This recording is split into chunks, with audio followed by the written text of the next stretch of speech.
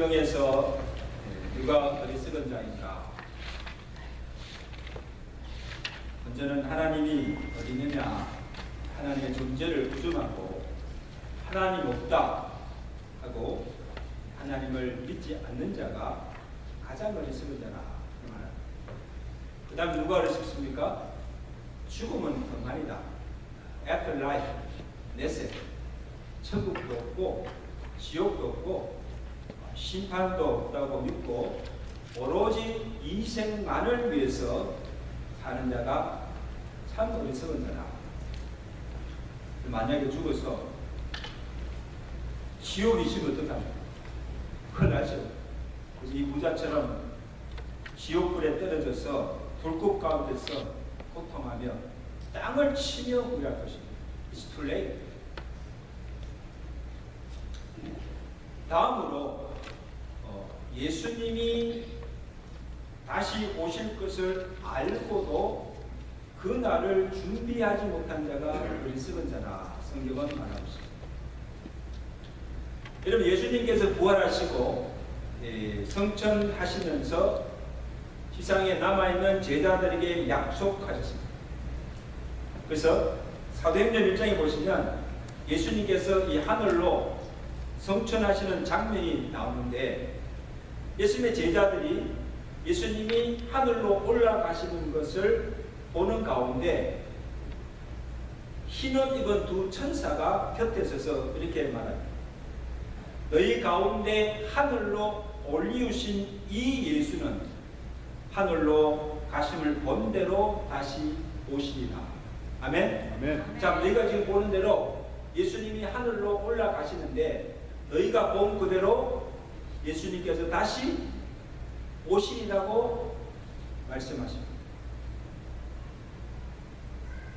그러므로 성경의 예언대로 주님께서 다시 오시는 그날이 이 세상의 마지막 날이요 심판의 날입니다. 종관입니다. 언제 오십니까? 그날과 그 시를 알 수가 없지만 분명한 사실은 하나님의 정한 때에 반드시 다시 오신다는 것입니다. 믿으시면 아멘. 네, 믿으세요? 그러므로 성경은 오늘 우리에게 경고하기를 너희가 어느 날에 주가 임하는지 알지 못함으로 깨어 준비하고 있으라고 생각지 않은 때에 인자가 오리라 말씀하십니다. 여러분, 왜 깨어 있어야 하고 왜 우리가 그날을 준비하고 있어야 합니까? 도적같이 언제 어느 시에 주님이 오실 줄을 우리가 모르기 때문에 언제 오실지 모르기 때문에 항상 깨어 있습니다. 그래서 여러 차례 한 번, 두 번이 아니에요. 성경에 보세요. 여러 차례 주님께서 오실 그날을 준비하며 깨어 있으라고 경고하였음에도 불구하고 말씀하였음에도 불구하고 그날을 준비하지 못하고 살아가는 자가 어리석은 자라는 거예요. 여러분, 오늘 본문 우리가 잘 아는 열천의 비유예요. 예수님께서 제자들에게 세상의 마지막 때에 임할 징조를 말씀하시고 너희가 이러한 징조들이 보이면 인자가 가까웠음을 알고 깨어 준비하고 있으라 말씀하신 후에 들려주신 것이 열천의 비유입니다. 여러분, 오늘 주님의 재림을 간절히 소망하며 기다리는 성도가 무엇을 준비해야 하며 또 오늘을 어떻게 살아가실 것을 해야 할 것인가를 교훈해 주신 아주 중요한 말씀입니다. 여러분, 오늘 말씀을 그냥 건성건성 듣지 마시고 그 말씀을 마음에 새기시길 바랍니다. 또 그렇게 살아가야 합니다. 예수님께서 사람들이 알아듣기 쉽게 해서 당시 유대인들의 결혼 풍습을 빗대어서 이 비유를 들려주십니다. 알아듣도록. 1절에 그때의 천국은 마치 신랑을 맞으러 나간 열 처녀와 같다. 여러분, 이 유대인들은 이 결혼식을 주로 밤에 해요. 그래서 결혼식이 마치면 신부와 이 별너리들이 신부 집에 가서 신랑을 기다립니다. 그 신랑이 언제 오는가 하면 밤중에 신랑이 신부를 데리러 옵니다. 그러면 이때 이 처녀들이 등불을 준비하고 있다가 신랑이 오면 그 신랑을 맞이하고 같이 신랑 집에 가서 혼인잔치가 베풀어집니다. 하루도 아니고 일주일 이렇게 잔치를 합니다.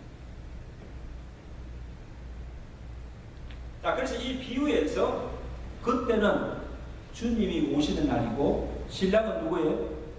예수님이시고 또 신부는 처녀들은 누구예요? 처녀들은 모두 신랑을 기다리는 믿는 그리스도인들을 가리킵니다. 저와 여러분. 자, 그런데 이 비유에서 예수님은 열 처녀들 중에 5은 슬기롭고 5은 미련한 자들이라 그렇게 말하고 있습니다. 열 처녀가 다 같이 등을 가지고 누굴 기다려요? 신랑을 기다렸지만 진작 신랑이 왔을 때 슬기로운 5은 신랑과 함께 혼인잔치에 들어갔지만 미련한 5은 신랑을 맞이하지 못하고 혼인잔치에도 들어가지 못했던 거죠. 자, 그 이유가 무엇일까? 3절 4절 보십시오. 3절 4절 그 다음 시작. 미련한 자들은 등을 가지되 기름을 가지지 아니하였고 슬기로운 자들은 그릇에 기름을 담아 등과 함께 가졌나니. 자, 여기 보세요. 무슨 차이예요? 다 같이 등을 가졌으나 슬기로운 자는 등에 무엇을 가졌고 기름을 가졌고, 미련한 자들은 등은 가졌지만 기름을 가지지 아니하였다고 말씀하고 있습니다. 자, 기름이 있어야 등은 빛을 발할 수 있고 또 밤중에도 그 등불을 들고 신랑을 맞이할 수가 있습니다. 그래, 열 처녀들에게 등에 기름이 있느냐 없느냐가 관건인 것입니다. 그러면 우리가 할 때 그럼 등과 기름은 무엇을 의미합니까? 그래서 제가 이 부분을 가지고 여러 주석을 찾아보니까 여러 가지 해석들이 있어요. 대체로 보면 등은 신앙의 형식을 말하고 기름은 그 담긴 신앙의 내용을 의미하기도 하고 또 믿음과 성령을 가리킨다, 그렇게 해석해 놓았습니다. 참 제가 좋아하는 존 화이트 목사님이 계시는데 그 목사님은 여기서 어떻게 했었는가 하면 당신은 종교라는 형식 안에 기름을 담고 있습니까? 당신은 생명과 믿음과 소망이 있습니까? 아니면 형식적인 등만 들고 다닙니까? 나는 교회 간다. 성경을 들고 다닌다. 나는 밥 먹을 때 기도하고 먹는다. 헌금도 드린다. 이런 것들이 당신이 들고 다니는 등과 같다는 것입니다. 신앙의 내용은 없고 형식뿐인 껍데기 신앙이 등에 기름이 없이 신랑을 기다리는 미련한 처녀들과 같은 그리스도인들인 것입니다. 여러분 보세요. 겉으로 볼 때는 잘 분별이 되지 않아요. 누구 등에 기름이 있는지 없는지, 또 누가 참 믿음이 있는지 몰라요. 그리고 누가 알곡인지 가라지인지 구별할 수가 없어요. 그런데 언제 그것이 분명하게 드러납니까? 언제? 신랑이 왔을 때, 우리가 주님 앞에 서실 때입니다. 감출 수가 없어요. 다 드러나게 돼 있어요. 그래서 신랑이 왔을 때 기름을 준비한 설교자는 등불을 켜서 신랑을 맞이하여서 혼인잔치에 들어갔고, 기름을 준비하지 못한 미련한 자들은 혼인잔치에 들어가지 못한 것입니다. 보세요. 다 같이 등을 들고 신랑을 기다렸지만 5은 혼인잔치에 들어가고 5은 내어 쫓김을 당해야 되는 것입니다. 추수때에 알곡은 모아 곳간에 들이고 가라지는 버려져서 불에 태움을 당하는 것입니다. 여러분 한번 생각해. 얼마나 원통한 일입니까? 그죠? 얼마나 원통한 일이에요.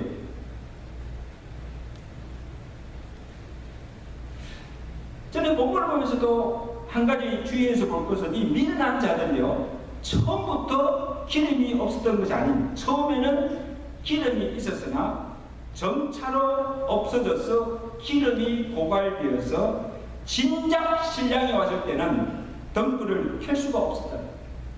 오늘 저 8절에 보세요. 그 내용을 알 수 있는데, 8절에 보면 미련한 자들이 새기는 자들에게 우리 등불이 뭐예요? 꺼져가느니라. 그럼 처음에는 불을 밝게 꺼져가 계속 꺼져가는, 기름을 더 넣을 기름이 없는 거예요. 너희 기름을 좀 나눠달라. 그거 요청한 거예요. 여러분, 이것은 무엇을 의미하는가 하면, 잘 들으세요. 이것은 무엇을 의미하는가 하면, 처음에는 믿음을 가졌지만 그 믿음이 갈수록 약해집니다. 없어져요. 그래서 조그만 시험도 환난도 핍박도 견디지 못하고 이기지 못하고 끝까지 믿음을 지키지 못한다는 것을 뜻하기도 합니다. 그렇게 보이죠? 처음에는 참 잘 믿었는데 보니까 갈수록 믿음이 없어져. 나중에 이 사람이 믿는 것도 아니고 안 믿는 것도 아니고 막 헷갈릴 정도예요. 또한 처음 믿을 때 성령 다 받았지만 그 기름 부으심이 충만하지 못하여서 말씀을 들어도 그 말씀대로 살 능력이 없는 거예요.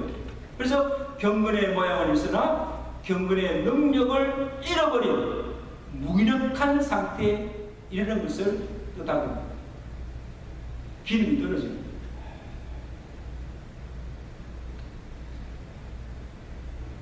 그러니까 어떻게 믿음을 지킬 수가 있고 믿음대로 살 수가 있습니까? 없어요.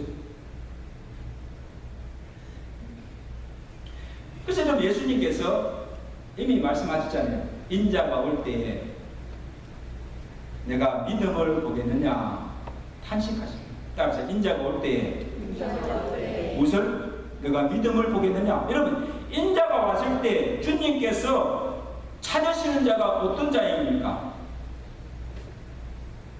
예수를 나의 구주로 믿는 그 믿음뿐 아니고 주님이 인자가 오시는 그날까지, 내가 죽는 그날까지 성령으로 충만하여서 모든 시험과 환난과 핍박을 참고 이겨내며 믿음대로 살며 끝까지 믿음을 지킨 자입니다. 아멘. 그때에 그 믿음을 가져야 구원을 받고 천국 혼인잔치에 들어갈 수가 있는 것입니다. 아멘. 그럼 여러분, 우리가 신앙생활하면서 항상 점검해야 할 것이 두 가지입니다. 기억하세요. 하나는 내가 지금 믿음에 바로 서 있는가 늘 확정해 보아야 합니다. 그래서 고린도후서 13장 5절에 너희가 믿음에 있는가 너희 자신을 시험하고 너희 자신을 확정하라고 했습니다. 내가 하는 말이야. 알곡 신자인가 죽정이 신자인가. 저는 가끔 우리 성도 중에 목사님 나 나이롱 신자입니다. 여러분 그런 말 하지 마세요. 창피하고 부끄러운 일이에요. 언제까지 그렇게 신앙생활 합니까? 성령으로 거듭나야 하고 정말 바로 믿어야 합니다. 여러분, 나이롱 신자가 되어서는 안 돼요.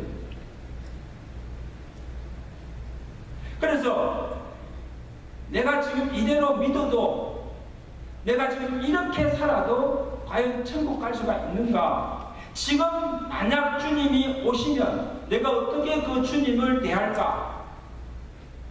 내가 지금 바로 믿고 바로 살고 있는가를 날마다 점검하며 믿음을 확정해야 합니다. 아멘?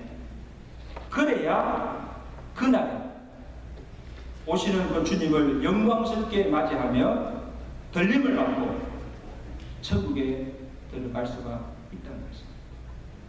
그렇게 살아가시는 여러분 되시길 저는 축원합니다. 또 하나는 무엇을 점검해? 성령으로 늘 충만해져 있는가? 여러분, 우리가 자동차를 운전하다가 기름이 떨어지면 어떡합니까? 어디로 가요? 주무세 가지고 기름 넣어야 되죠. 요즘 전기차들이 많이 나왔는데 전기차들은 어디 충전소에 가서 충전해야 됩니다. 우리 김영월 집사님 전기차 샀는데 물어보니까 요즘은요 자가 충전기가 나와가지고 집에서 차를 충전시킬 수 있다. 얼마나 편했습니까, 그죠? 그러니까 바로 갔다 와서 그냥 꼽아놓고 자면 그 다음에 다 충전돼서 또 달릴 수 있는 거예요. 저도 전기차 살 뻔했어요. 자, 그런데 제가 지금 이 말씀하는 이유는 여러분, 우리가 처음 예수 믿을 때 다 성령 받았어요. 근데 그 성령이 항상 그대로 있지 않다는 거예요. 그러니까 갈수록 고갈되기도 하고 또 성령을 걸식케 해서 나중에 성령이 떠나기도 합니다. 성령이 왔다가 떠나가요. 그러므로 우리가 성령의 기름이 떨어지고 성령, 하나님의 영, 하나님이신 내게 떠나면 우리는 아무것도 할 수 없고 아무 열매도 받을 수 없고 하나님 뜻대로 살 수가 없습니다.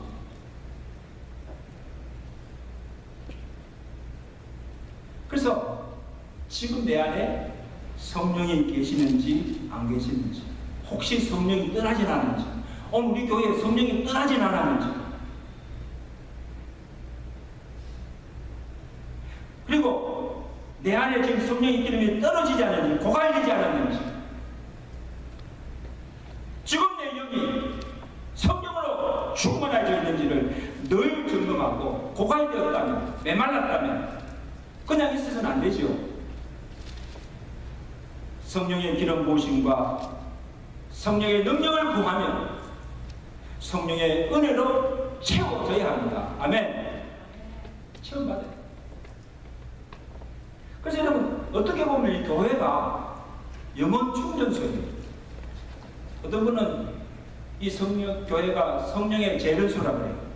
이간에 다 와가서 완전 새로운 사람으로 이렇게 만들어주는 거, 이게 교회라는 거예요. 누가 하십니까? 성령이 그 일을 하죠. 그래서 지금 우리가 가는 길은 천국 갔잖아요. 천국 가는 길에 기름이 떨어지고 우리의 영혼이 고갈되면 이곳에 나와서 기도로, 말씀으로 체험받고 성령의 은혜를 받고 충전되어서 다시 세상에 나가서 한 주에, 이게 교회예요. 이게 예배예요.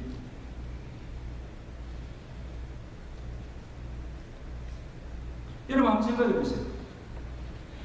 우리가 이 광야 같은 세상을 살면서 하나님께 한 번 기도도 하지 않고 말씀도 보지 않고 말씀도 듣지 않고 은혜도 받지 않고, 아니 어떻게 무슨 힘으로 세상을 살아갈 수가 있고 무슨 힘으로 우리의 믿음을 지킬 수가 있습니까? It's impossible. 배가 고프면 밥 먹을 줄 알고 기름이 떨어지면 주유소에 가서 기름을 넣을 줄 아는데 내 영혼이 지금 고갈되어서 죽어가고 있는데도 말씀도 듣지 않고 양식도 먹지 않고 은혜도 받지 않고 그냥 그렇게 살아가면 이것이 주님께서 보실 때는 어리석은 인생이다. 날마다 기도와 말씀으로 성령의 은혜로 충만해야 돼서 우리의 믿음을 지키며 그 믿음대로 살아가시는 귀한 성도들 되시기를 주님으로 축원합니다. 그렇게 사십니다. 두 번째로 주는 교훈은 기름은 나누어 줄 수가 없다는 거예요. 자, 보세요. 신랑을 기다리며 다 같이 졸다가 신랑이 온다는 소식을 듣고 일어나서 이 미련한 자들이 등을 켜고자 했지만 기름이 떨어져서 등을 켤 수가 없었습니다. 그러니까 어떻게 합니까? 설교자들에 가서 우리 기름이 떨어지니까 기름을 좀 나눠 달라 그렇게 요청합니다. 그때 이 설교자들이 어떻게 합니까? 우리 9절에 보세요. 우리 9절에 우리 다 시작. 우리가 너희가 쓰기에 다 부족할까 하노니 차라리 하는 자들에 가서 너희 쓸 것을 사라 하며 거절합니다. 여러분 같으면 어떻게 주겠어요? 안 주겠어요?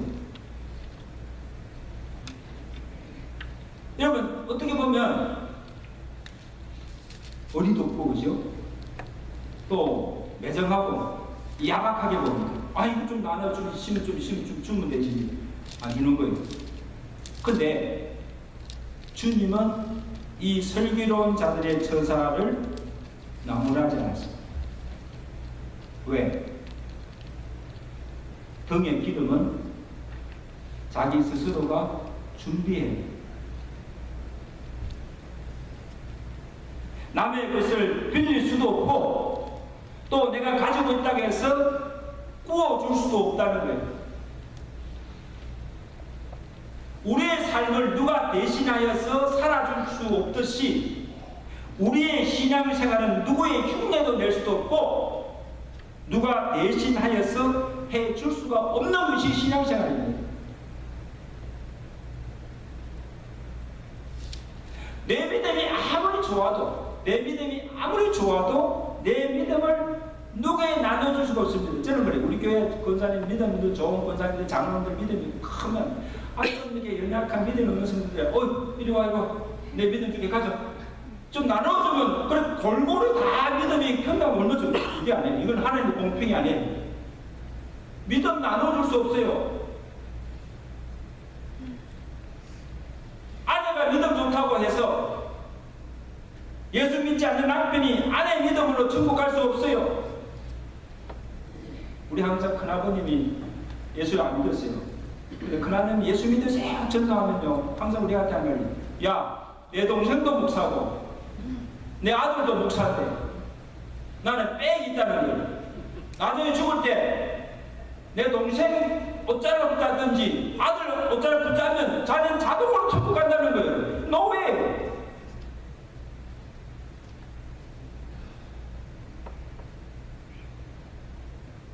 내가 믿어야 내 믿음으로 구원받고 천국 가는 것입니다. 아멘. 여러분 성령의 은사나 은혜도 마찬가지예요. 은혜도 내가 성령 받아야 하고 내가 성령으로 충만해져서 내가 성령의 열매를 내가 맺어야 되는 거예요. 남이 맺은 열매를 따서 가져올 수가 없다는 거예요. 성령의 은사나 성령도 그 열매도 나누어 줄 수가 없다는 것입니다. 제가 항상 강조하는 것이 두 가지인데 하나는 신앙은 하나님과 나와의 1대1의 관계입니다. 그러니까 하나님과 나 사이에 그 어느 누구도 개입할 수 없고 간섭할 수가 없는 그 신앙입니다. 하나님의 심판대 앞에 하나님과 나 단독으로 서는 거예요. 참 두려운 일입니다. 내 믿음으로 구원도 받고 내가 행한 대로 하나님의 심판도 받게 되는 것입니다. 그래서 고린도후서 5장 10절에 우리가 다 반드시 그리스도의 심판대 앞에 나타나게 되어 각각 선악간에 그 몸으로 행한 것을 따라 받으려 합니다. 믿으시면 아멘.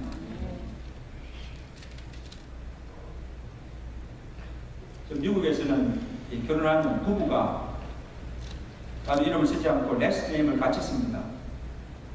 우리 교회도 그런 분 있죠. 시집 올 때는 윤 씨였는데 시집 와서는 전 씨야.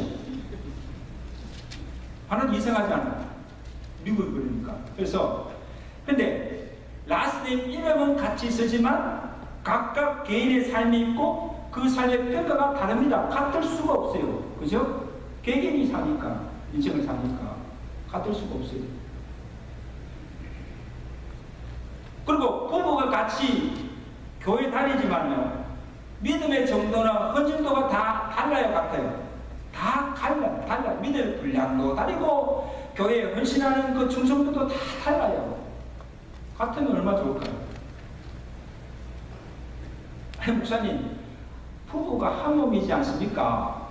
그러니까 내가 하는 것이 곧 아내나 남편이 하는 것과 같다고 생각해서는 안 됩니다, 여러분.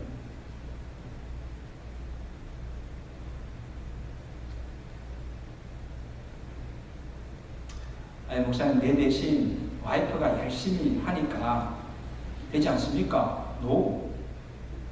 와이프가 열심히 하는 건 하는 거고, 또 당신이 하는 건 하는 것이 왜 그렇게 같이 생각합니까? 아내가 잘 하니까, 또 아내가 교회 갔으니까 자기는 안 가도 된다는 거예요. 여러분, 그날에 하나님 앞에 설 때는 내 믿음을 보시고 내가 행한 대로 내가 수고한 것을 따라서 카운트하시고 셈하시고 상벌을 주시는 공의의 하나님이심을 기억하시기 바랍니다. 아멘. 그리고 여러분, 잘 믿어야 돼요. 잘 해야 돼요.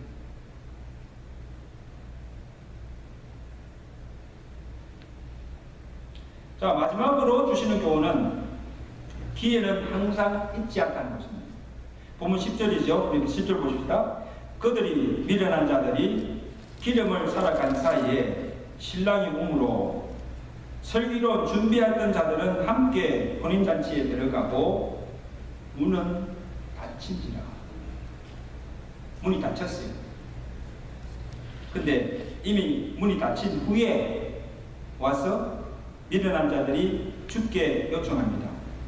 주여, 우리에게 문을 열어주소서. 우리도 보면 주님은 항상 뒷북치는 사람 있죠. 다 지나고 난 다음에 늦게 와서 이렇게 해달라고, 뭐 해달라고. Too late. 자, 그때 주님께서 그들에게 뭐라고 하셨는지 12절입니다. 내가 너희를 알지 못하노라. 나를 떠나가라. 단호하게 거절하십니다. 자, 보세요. 문 앞에까지 갔지만 내어 쫓김을 당하는 거예요. 닫힌 문은 다시 열리지 않습니다. 여러분, 그때는 더 이상의 하나님의 자비와 긍휼과 사랑이 없습니다. 단호합니다. 냉정합니다. 우리 생각할 때, 하나님이 사랑이 하나님 하시니까, 그래도 문 앞까지 왔는데, 기름 구해가지고, 덤 켜가지고, 지금 왔는데, 좀 문 좀 열어주시지. 오케이. 다시 들어오라고 하면 되지 않습니까? No. 그때는 그런 기회조차 없다는 거예요. 문은 닫힌지라. 그 문이 다시 열리지 않는 거예요.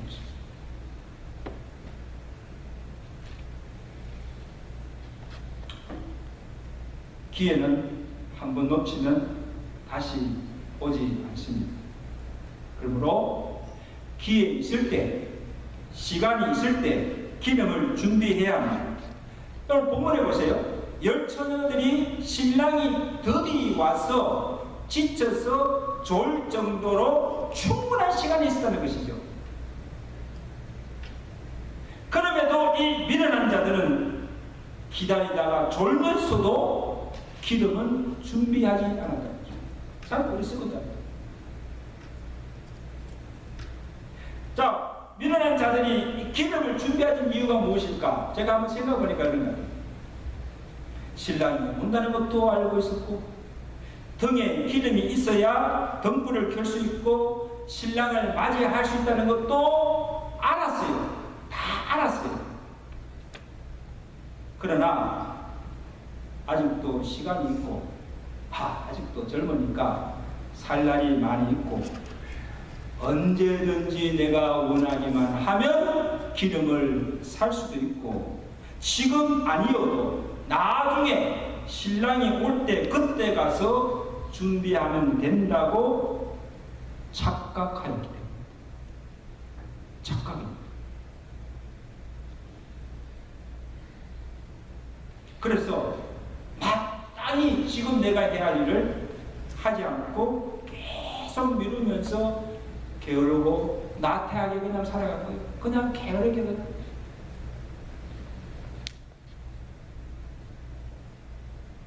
가만히 보면 우리 중에도 이런 미련한 자들이 있다는 거예요. 아직 시간이 많으니까 나중에 믿지. 지금은 사는 게 너무 바쁘고 너무 힘들어서 시간도 없고 여유도 없으니까 좀 형편이 나아지고 살만하고 좀 더 부유해지면 그때 가서 잘 믿고 주의 일도 열심히 하고 더 잘 섬기면 되지 하고 생각하는 사람들이 있습니까? 없습니까?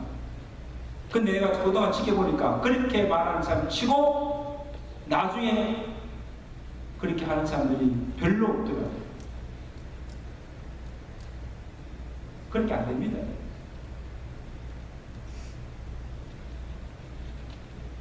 지금은 아니다는 거예요. 나. 그래서 자꾸 미루고 이런저런 일로 핑계하면서 하지 않는 것을 봅니다.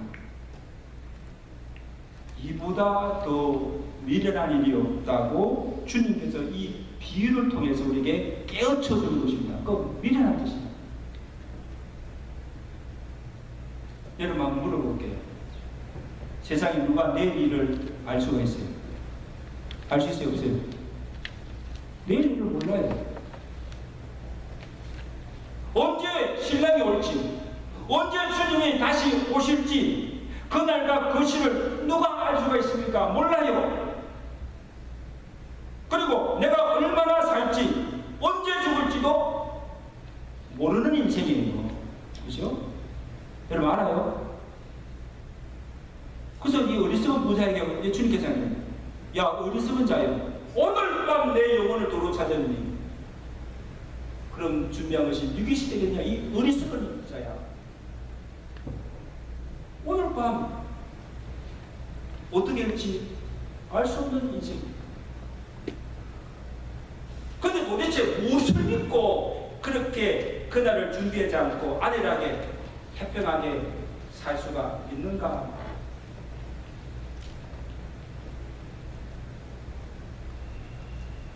제가 또 강조하는 건, 신앙은 하나님과 나와의 1대1의 관계고, 또 신앙은 현재 진행형입니다. 아멘? 과거도 아니고 미래도 아니고 바로 지금, 오늘 지금, now, here and now. 내가 과거에 얼마나 잘 믿어서 뭐해? 지금 믿지 않으면 소용없는 거지. 지금 믿지 않는데 내가 나중에 잘 믿겠다. 누가 개런티 할 수가 있어요? 믿을 수 없는 거예요. 지금 여기 있어.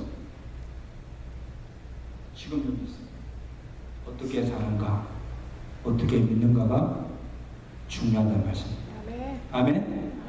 옆에 인사합시다. 지금 잘하세요. 좀 인사하세요. 지금 잘하세요. 뭐 나중에 뭐 한다고 하지 말고, 저는 나중에 만난 사람 안 믿어요.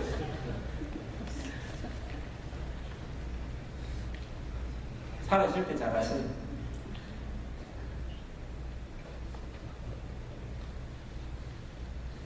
고린도서 6장 2절이요. 보라, 지금은 은혜 받을 만한데요, 지금이 구원의 날입니다. 오늘 찬송했잖아요. 이때라 이때라 주의 긍휼 받을 때가 이때라. 믿으면 다 구원받고 천국에서 영생 누리리. 오늘 찬송했잖아요. 여러분요. 나중입니까?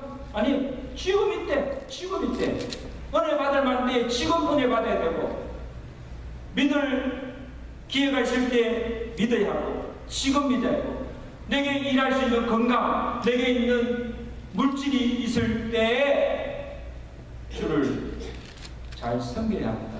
아멘.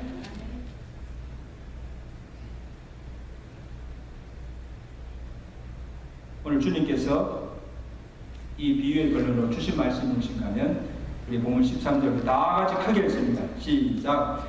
그런즉 깨어 있으라. 너희는 그날과 그 시를 알지 못하느니라. 그리고 그 앞장 마태복음 24장 40절에도 그러므로 너희도 준비하고 있으라.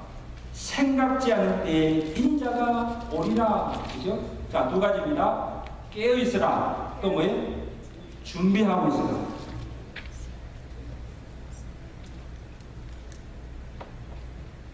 그럼 제가 원래 65세가 돼서 지난주에 메디케어 카드를 받았어요. 축하하세요. 축하해야 될지 나이가 먹은 뒤에 축하해야 되는데 박수까지 칠 거 없어요. 제가 메디케어 카드를 딱 받으면서 생각이 교차되더라고요. 내가 벌써 메디케어를 받는 나이가 됐구나, 이렇게 많이 살았구나 생각도 들고, 또 제가 오늘 알았는데 그 메디케어 그것이 오리지널 보험 가지고는 또 안 된대.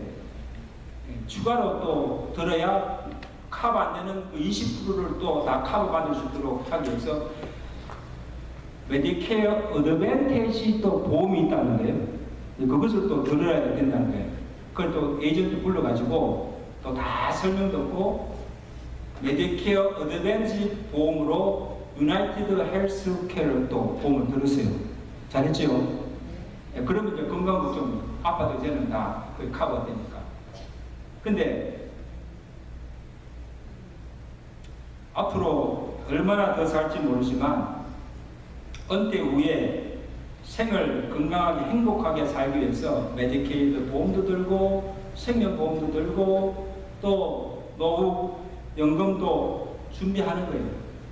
준비하는 사람 있어요? 얼마나 잘 준비하느냐에 따라서 노예의 삶이 달라질 겁니다. 저는 그것을 보면서 생각하면서, 자, 얼마 되지 않는 그 노후, 10년, 20년, 뭐 얼마 되지 않는 그 노후의 삶을 위해서도 이런 준비가 필요하다면 주님이 오시는 그날에 천국에 가서 영원히 살 영생을 위해서 우리가 무엇을 준비하고 있는가?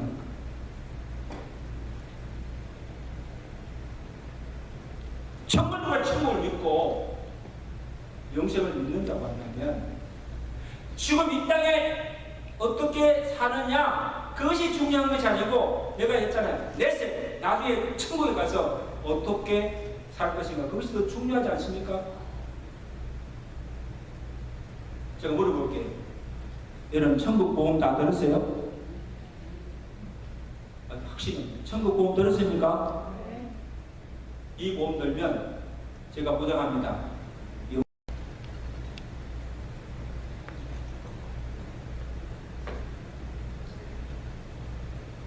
찬송 여러분, 목사는 천국을 인도하는 안내자예요. 제가 여러분 천국 가도록 합니다. 이게 목사 사명입니다. 한 사람도 예외 없이 오늘 우리 교회 나온 모든 성도들이 나중에 다 천국에 가도록 인도할 책임이 제게 있습니다.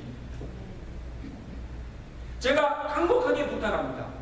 여러분, 우리의 믿음 잃어버리지 않도록, 우리의 심령이 고갈되지 않도록 항상 깨어 기도하시고 말씀 가운데 거하면서 정말 은혜 받는 일에 힘을 쓰시며 살아가신 여러분 되시기를 주가 축원합니다. 부탁합니다, 여러분.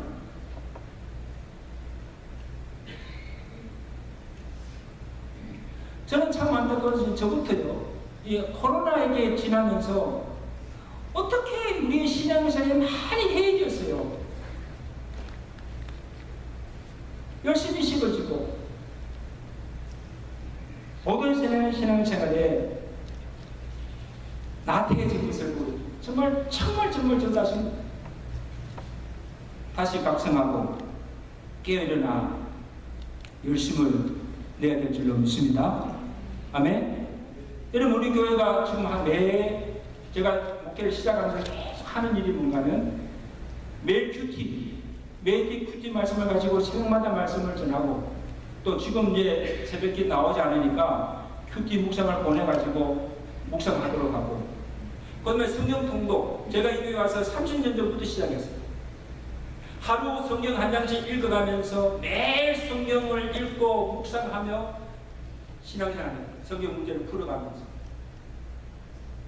그 다음에 한가정식을 위해서 매일 기도하면서 항상 매일 기도하고 매일 말씀을 묵상하고 성경을 읽고 말씀 가운데 살아가면 기본적으로 이렇게만 그대로만 실천하고 순종하면 우리의 믿음을 지킬 수 있고, 그래도 우리가 하나님의 은혜 가운데 살아가게 될 줄로 믿습니다.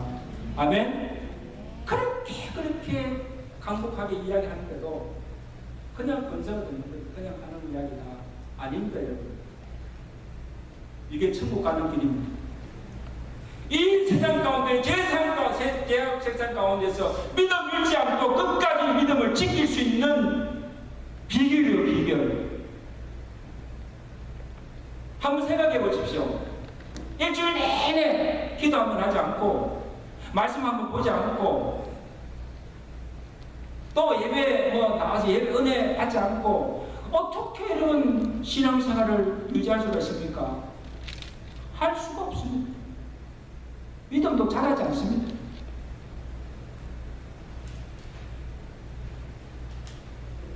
갑시다. 마라나타. 그게 마라나타. 그게 왜? 주 예수요? 오시옵소서. 여러분, 우리의 지금 소망입니다. 우리가 누구를 기다립니까? 다시 재림하여 오신 주님을 지금 기다리고 있잖아요. 주님을 간절히 기다리면서 그 주님이 언제 오시더라도 기름을 준비한 슬기로운 자들처럼 깨어 일어나 등불을 켜고 그 주님을 영광스럽게 맞이하여 천국 혼인잔치에 들어가서 영생을 누리며 사시는 지혜로운 성도들 되시기를 주가 축원합니다. 한 사람도 믿는 자들 되지 마세요. 주님이 오시는 거 알고 무엇을 준비하는 거 알면서도 기름 준비하지 못하다가 믿음 다 잃어버리고 주님 맞이 못하고 천국 들어가지 못하는 어리석은 성도들 없기를 간절히 부탁합니다. 네, 기도합시다. 여러분, 주 예수에 오셔서 이것이 우리의 소망. 그냥 주님을 기다리지 마시고 기름 준비. 여러분, 등에 기름 가졌습니까? 교회 왔다 갔다 하는 그런 신앙이 아니고 그 모양만 신앙인 책 하는 것이 아니고 신앙의 내용을 가지고 주님께서 주신 믿음을 가지고 성령으로 늘 충만하여서 세상을 이기고 시험을 이기고 끝까지 믿음 지키는 그 믿음으로 천국에 가서 영생을 누릴 수 있는 은혜를 달라고 우리 한번 나가지 한번 통성으로 기도하겠습니다. 기도합니다. 하나님 아버지, 오늘도 우리에게 천국 복음을 들려주심을 감사합니다. 하나님 아버지, 오늘 우리는 다시 이 땅에 재림하여 오신 예수님을 간절히 소망하며 기다립니다. 그냥 막연히 기다릴 것이 아니라 설교는 저는처럼 등에 기름을 준비하였습니다. 신랑이 왔을 때, 주님이 왔을 때 등불을 켜고 주님을 맞이하며 주님과 함께 영광스러운 천국에 들어가서 영생을 누릴 수 있는 믿음의 성도를 되도록 은혜 베풀어 주시옵소서. 하나님께서 은혜 주실 때 은혜 받게 하시고 믿을 수 있는 기회 주실 때 믿게 하시고 또한 구원받을 만한 때에 구원을 받을 수 있는 주의 성도들 되게 하시고 하나님의 주시는 그 기회를 헛되이 보내지 않게 하시고 오늘 우리에게 시간 주셨을 때에 건강 주셨을 때에 물질 주실 때에 우리가 생명 있을 동안에 주님을 충성하게 섬기게 하시고 믿음으로 바로 살게 하시고 그 믿음으로 천국에 들어갈 수 있는 믿음의 성도들 되도록 주여 축복하여 주시옵소서. 하나님 아버지, 믿음이 없는 자에게 믿음을 다여 주옵시고 성령의 기름이 떨어져서 고갈되는 심령들에게 하나님께서 성령의 기름을 부으시고 성령으로 충만케 하여 주시옵소서. 끝까지 믿음 지키며 믿음으로 승리하며 살아가는 우리 성도들의 삶이 되도록 주여 축복하여 주시옵소서. 예수 그리스도로 감사하며 기도드리옵나이다.